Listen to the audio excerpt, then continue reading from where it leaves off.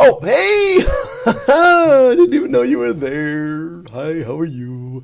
I don't know why I always start so weird and then I get so normal. I should just be weird the whole time or normal the whole time, but I don't know. www.nkinfinity.com. By the way, there's a little reminder somewhere over there that says hit subscribe button. If you don't mind doing me a favor and just hit that there subscribe button, you do me a little bit of a favor. I'd really appreciate that.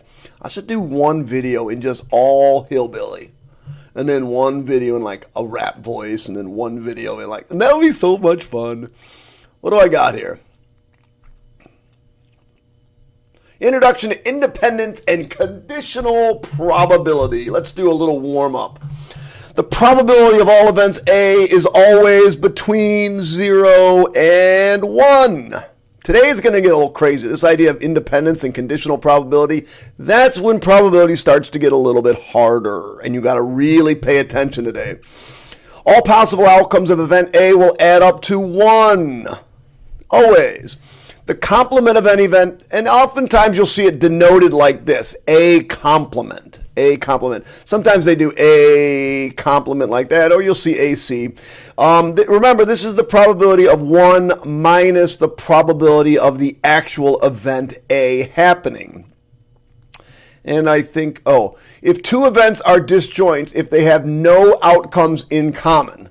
If events A and B are disjoint, then the probability of A or B is simply equal to the probability of A plus the probability of B.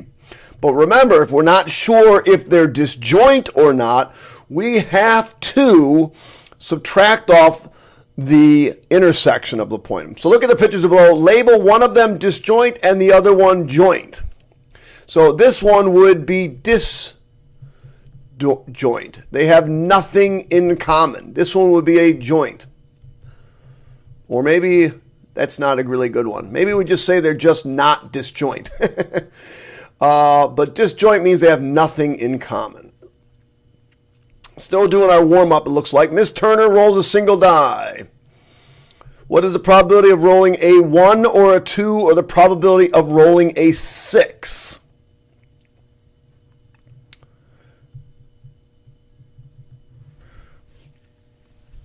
Joint or disjoint? I don't know if I should be using joint or disjoint. I think I should just say, are the events disjoint? So the probability of rolling, so remember, this is going to be equal to the probability of A plus the probability of B, using our general addition rule, minus the probability of A or and B. So the probability of A is 1 or 2, 2 out of 6. Probability of rolling a 6, 1 out of 6. Minus the probability of rolling a 1 or a 2 and a 6. That's 0. That just can't happen. So my answer is 3 out of 6. So they are disjoint. They have nothing in common. So yes, they are disjoint. Mr. Devos pulls a single card from a deck of cards. The probability of pulling a jack. So we're going to need the probability of pulling a jack. Let's do it this way. Plus the probability of pulling a heart, minus the probability of pulling a jack and a heart. Well, the probability of pulling a jack is 4 out of 52. The probability of pulling a heart is 13 out of 52. Minus the jack of hearts, right? There is one that they have in common. So even if it's just one, it's still, they are not disjoint. So I don't know if I like the word joint. Joint probabilities, I don't know if I like that. I'm going to say I don't like that. But I'm going to say that they are not, these are not disjoint. Let's just say either they're joint or not disjoint. And probably when the notes come out for this, this is going to say not disjoint or disjoint. Not disjoint.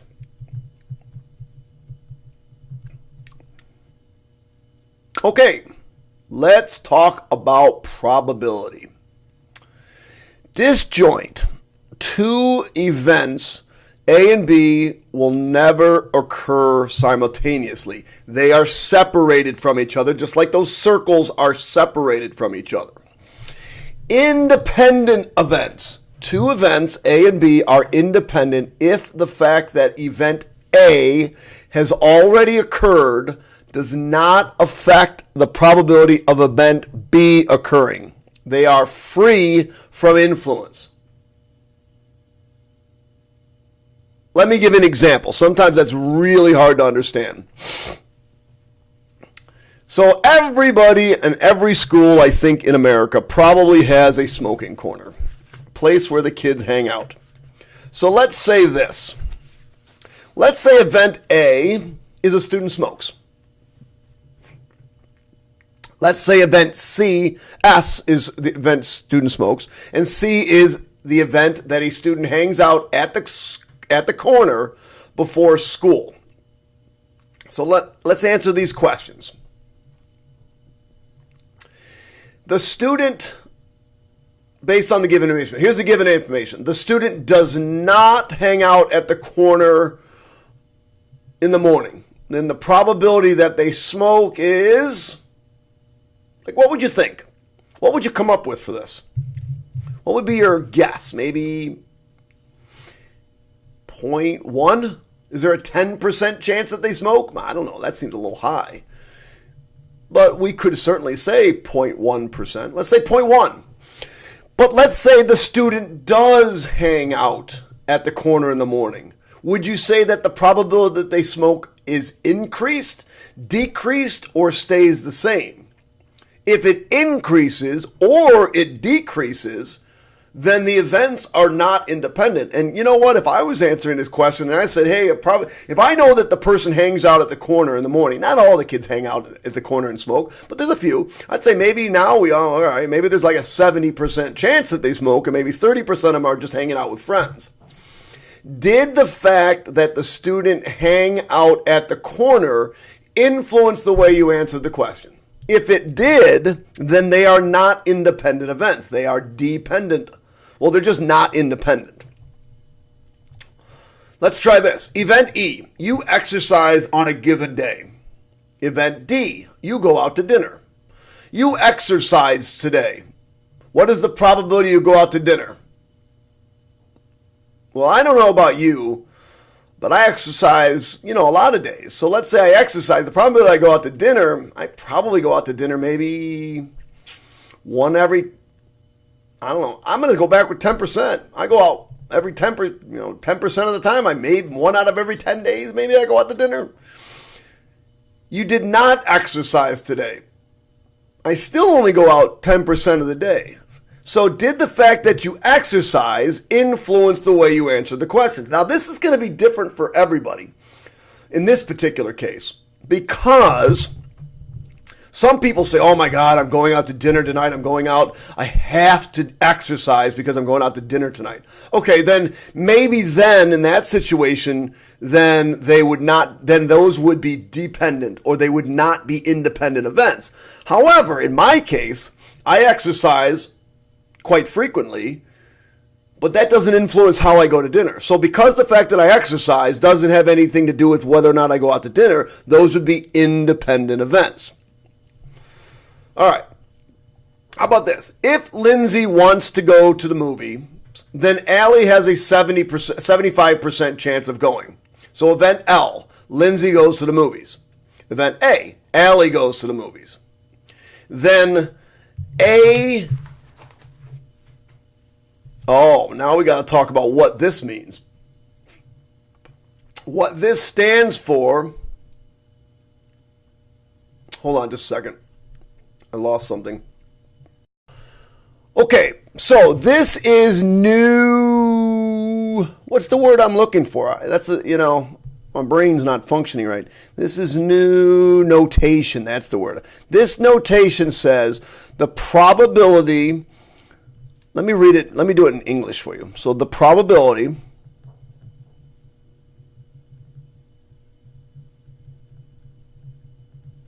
that Allie goes to the movies, given that Lindsay Forgot the N. Lindsay goes to the movies. So you're given some information. Does that affect the way something else occurs? Then they are not independent. That means they are dependent, or they are not independent. So in this case, the probability that Allie goes to the movie, given that Lindsay goes to the movies, based on this, if Lindsay goes to the movie, then Allie has a 75% chance of going. Then this is equal to 0.75. The Patriots win 80% of the games that Tom Brady throws more than 20 times. So W, Patriots win. B, Brady throws more than 20 times. So the way this is read is, what is the probability that the Patriots win given? The second part is always the given information. Given that Brady throws more than 20 times. And the answer to this would be 0.80. So here it is, notation. Probability of A given B, we're going to use officially this terminology right here. A given B. That's how you're going to read that. A given that B has happened. Remember that the second half of this is the given part. This is the information that you were given. All right. In other words, we know that B has occurred or has happened. That's really important that you understand. It's the second part that was given. The first part is the thing we're trying to find the probability of. So, when two variables are independent, now read this to you. The probability of A is equal to the probability of A given that B has already occurred. In other words, just because B has occurred, it has no effect on the probability of, this should say A. Let me correct my thing here. It's almost like this is doing my error checking for me. I thought I error checked this. I didn't. So the occurrence of B has no effect on the probability of A. In this case, the probability of B is equal to the probability of B given A has occurred. Well, again, just because A occurred, it had no effect on B, and that's only if they are independent. If they are independent of each other, who cares what has occurred already? Let me try to make it a little bit more concrete for you, because I know this is a little bit of an abstract probability document. Think about what probability of A means from a geometric standpoint. We're going to take a look at this geometric standpoint, this drawing, this shapes.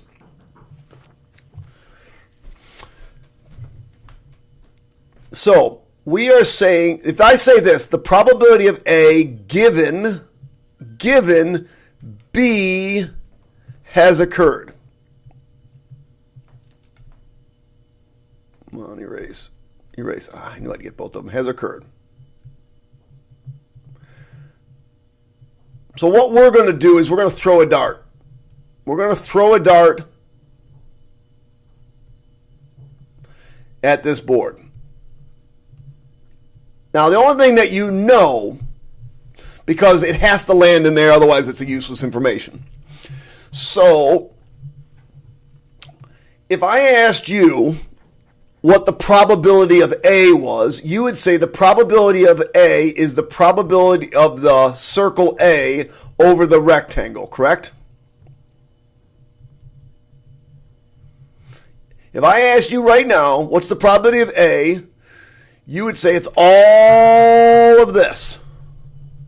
All of this. Over this whole rectangle. Over this entire rectangle. That would be the probability of A. Okay. But what if I said that B has already occurred? So you're given some information. You can't see what's going on. right? You close your eyes. Actually, this is a great idea. Now I want you to close your eyes. Just close your eyes. I want you to envision this diagram. I want you to close your eyes. I want you to envision this diagram. So close them. Really do this. Really do this. So now I want you to close it. And I want you to think, okay, the probability of A is that A circle over the whole rectangle. The A circle over the whole rectangle. You can vision that. I know you can. You can see the circle. You can see the A over that. Okay. Now I'm going to give you some more information. You throw the dart. Boom, you throw the dart. You still got your eyes closed. Make sure you have your eyes closed. I really want you to think about this. You have your eyes closed. Now I'm going to give you some more information. And here's the information that I'm going to give you. The dart landed in circle B.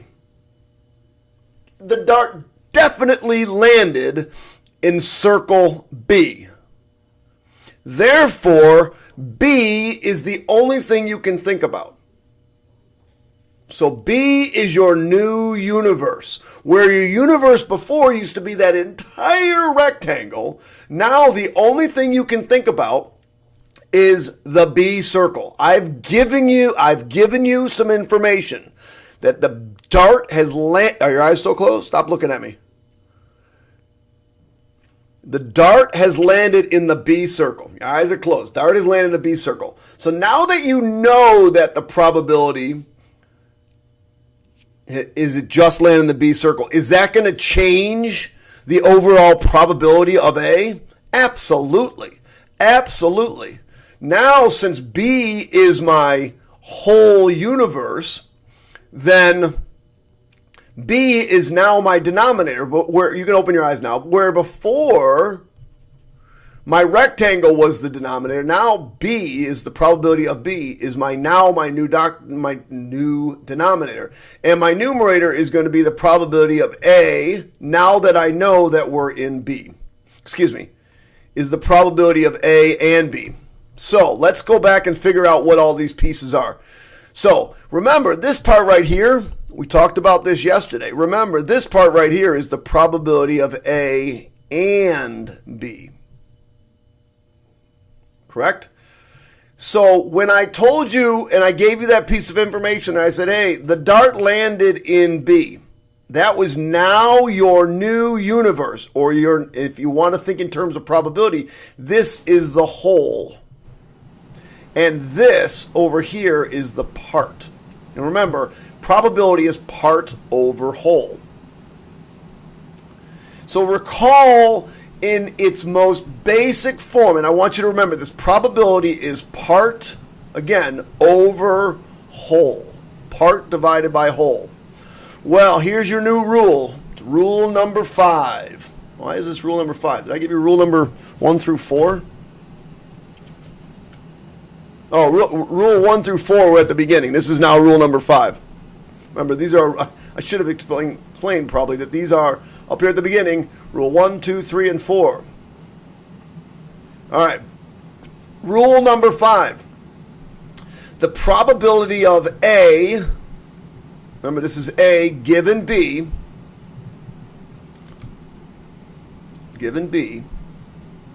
is equal to the probability of A over B. Remember, this is now my whole. This is now the whole universe. This is, what I mean by that is that's the only thing you can think about.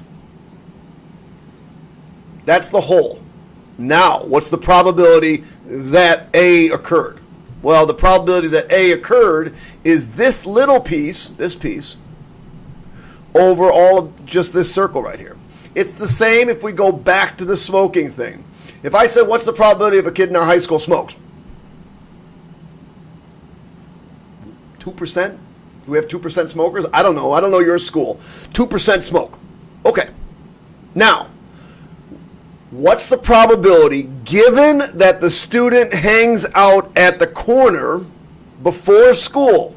Now, the only thing you can think about is that corner of the school. You're going out to the corner of the school. The only thing you can think about is those 50 or 25 or 30 kids that hang out at the corner of the school. Now, that is your new universe. What is the probability that they smoke? Oh, well, now it's like 70% because now I'm thinking about just these kids hanging out at the corner. I hate to use that bad example, but I think you can all relate. Go back to the geometry one. The probability that it lands in A is the probability of A over the rectangle. That's geometrically what's going on.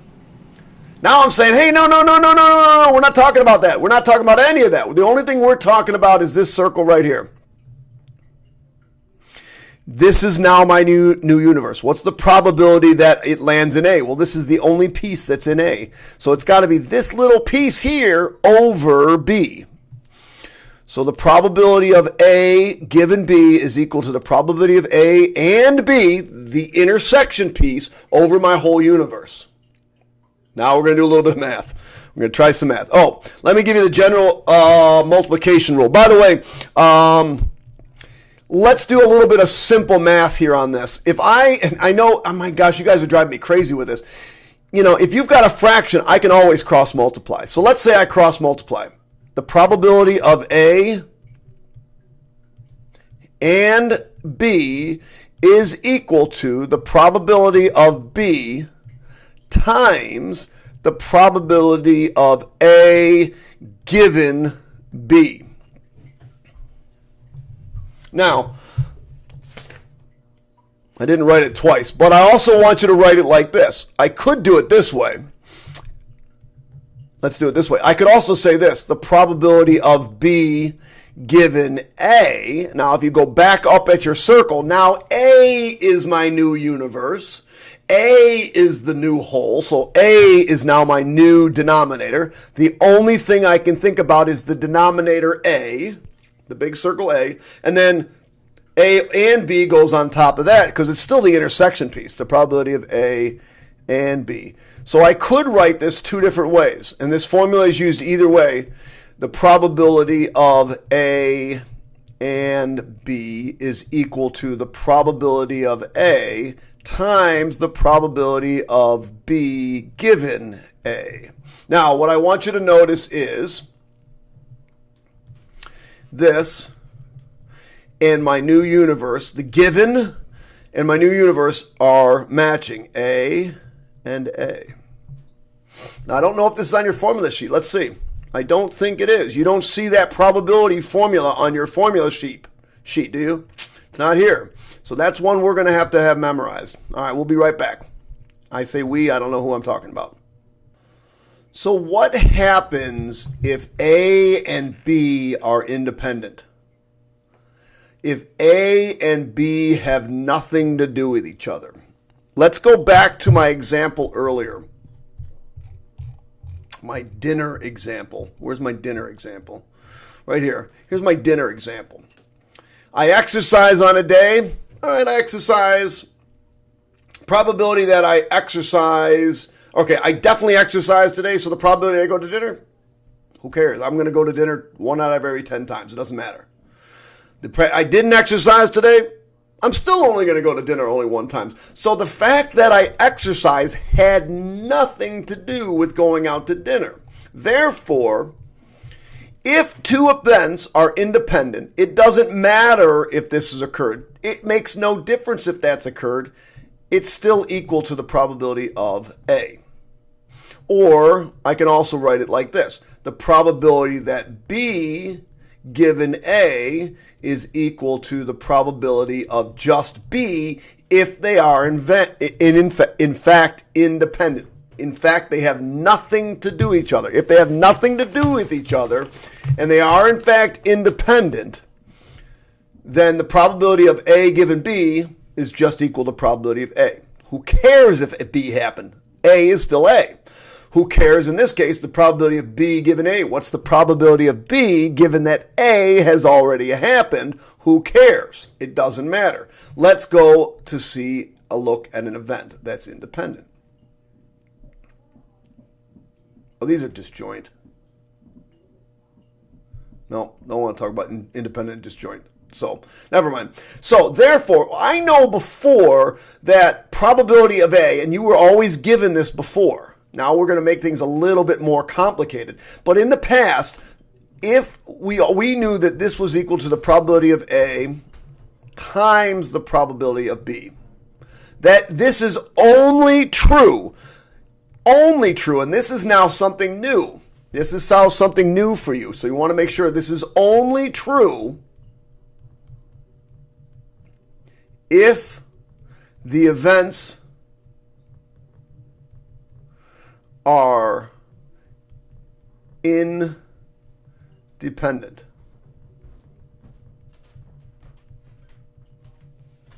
If the events are independent. This is only true now if the events are independent.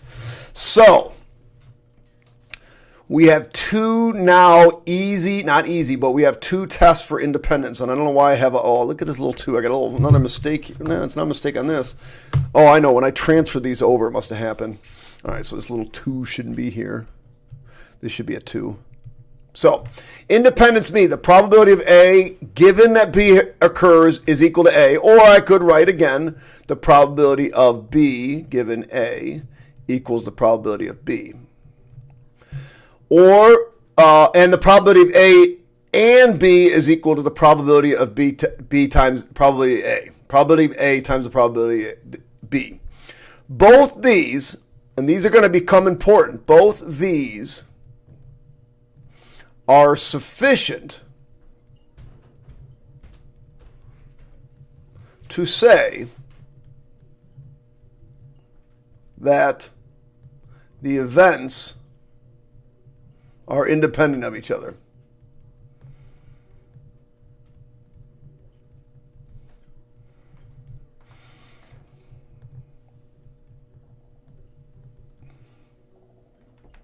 However, if we do not know if A and B are independent, then we're going to have to be forced to use this. So if we know the events are independent, we can use these. We can also use these to say that events are independent. However, if we are not sure that the events are independent, then we have to use this one. The probability of A and B is equal to the probability of A times the probability of B given that A has occurred. And again, notice that these match. And I just want to make sure I drive home the point, or we can use the probability of A and B is equal to the probability of B times the probability of A given B. Either one is acceptable if you don't know if they're independent or not. All right, we've got some example problems. Let's see if we can get through these.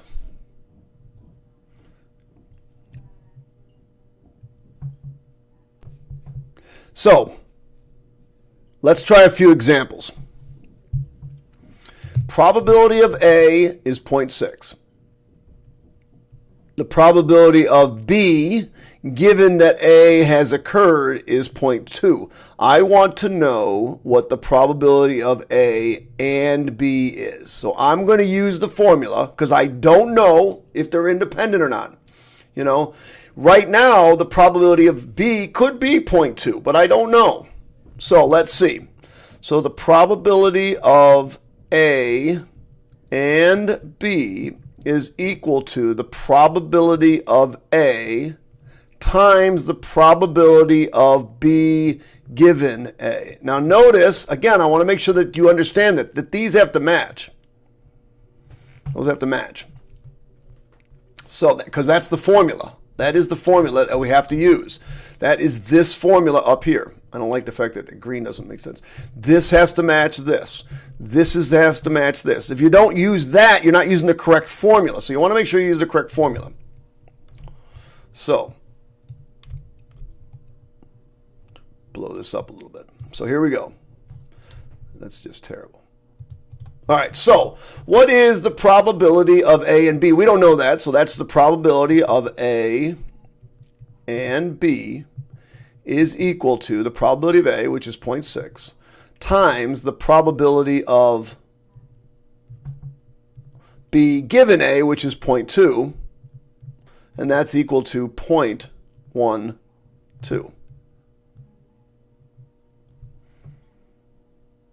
There you go, 0.12.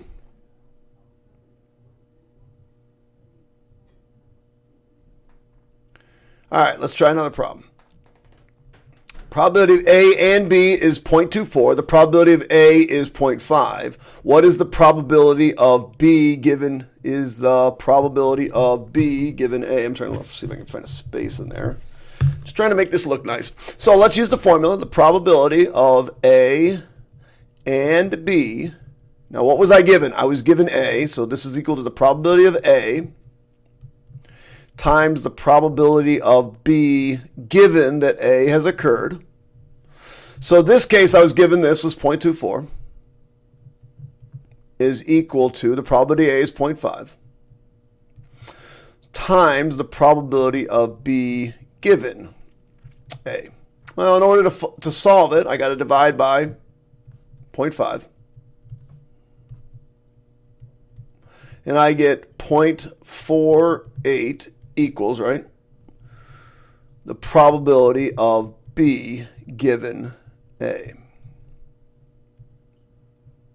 So far, plug and chug and you're done. Now I want to talk about how we're really going to ask these questions.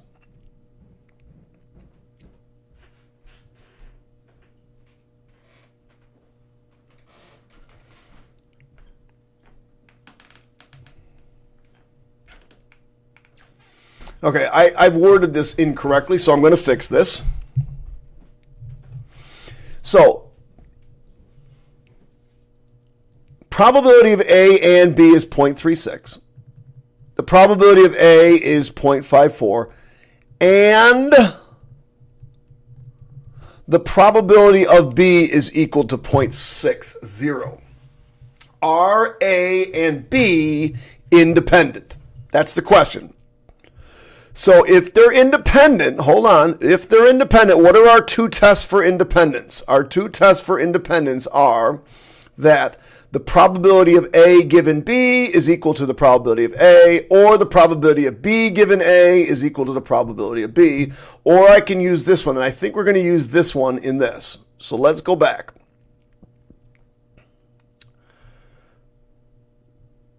If they are, in fact, independent, then the probability of A and B should be equal to the probability of A times the probability of B. So I'm going to test that. The probability of A is 0.54. The probability of B is 0.60. Go to my calculator. 0.54 times 0.60. Enter. 3.24. So this is equal to 0.324? 0.324. I think I said that wrong the first time. But we were given that the probability of B, A and B, was 0.36. So since the probability of A and B is 0.36 and does not equal the product of the probability of A times the probability of B, they are not independent. Independent. They are not independent. I don't care how close they are. 0.324 is not 0.36. This is a 36% chance. This is a 32.4% chance. They are not independent. Uh-oh.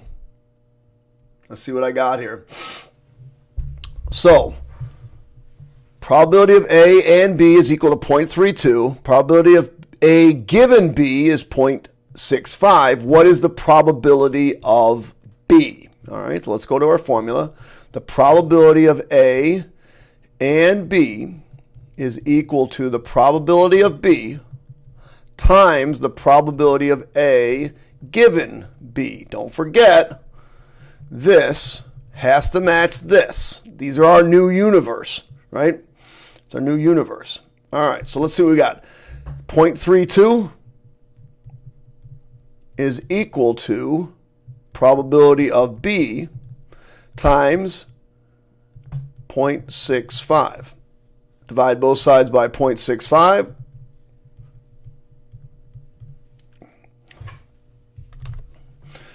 .32 divided by 0.65 is, ooh, crazy, 0.49. Let's go 4923.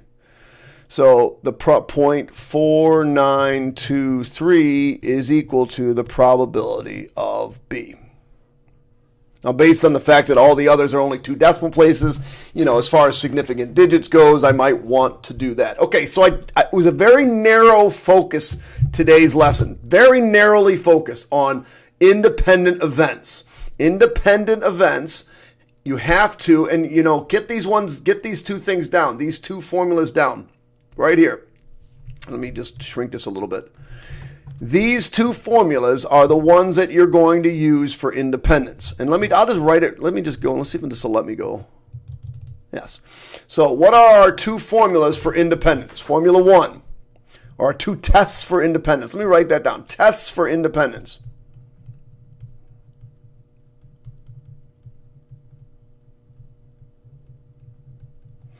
The probability of A is equal to the probability of A given that B has occurred. Because, again, what that's saying is, who cares if B happened? I want to talk about A. You know, if I had, you know, a dartboard here, the other test is the probability of B is equal to the probability of B given that A has occurred. And my other ones are the probability of A and B is equal to the probability of A times the probability of B. These are really our tests for independence. Tests for independence. If we don't know, again, if we don't know if the events are independent or not, then we have to use, if we don't know about independence,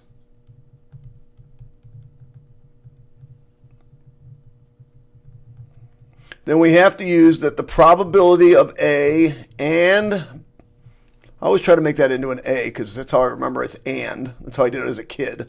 A and B is equal to the probability of A times the probability of B given A. And remember, I'm just going to try to remind you again that these have to match. This is part of the formula. The other one you could use is, let me do this in the bigger one, probability of A and B is equal to the probability of B times the probability of A given B.